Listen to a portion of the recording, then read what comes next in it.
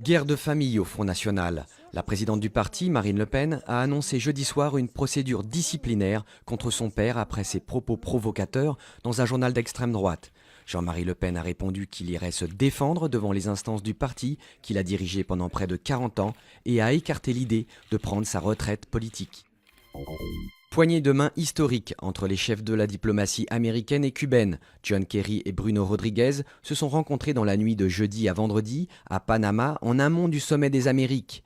Le président Barack Obama et son homologue cubain Raúl Castro vont en effet profiter de cette occasion pour sceller le rapprochement entre les États-Unis et Cuba après 53 ans de guerre froide.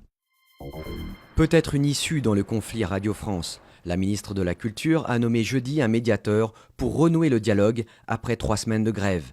La nomination de Dominique Jean Chertier a été bien accueillie par les syndicats qui refusaient de parler avec le PDG de Radio France, Mathieu Gallet, pour discuter de son plan stratégique de redressement du groupe public. 4 matchs de suspension pour Zlatan Ibrahimovic. La star du Paris Saint-Germain a été lourdement sanctionnée par la commission de discipline de la Ligue de football professionnel pour ses insultes proférées à l'issue d'un match contre Bordeaux le 15 mars dernier. La sanction ne privera pas toutefois le Suédois de jouer la finale de la Coupe de la Ligue samedi à Bastia. Bienvenue à Wakaliwood, le futur Hollywood africain. Du moins c'est l'espoir de Wakaliga, un bidonville de Kampala qui sert de studio à ciel ouvert pour des productions ougandaises. Ce jour-là, on tourne un film d'action, les acteurs se maquillent eux-mêmes et l'on fabrique les accessoires avec les moyens du bord. Mais ici, on croit en l'avenir du cinéma africain.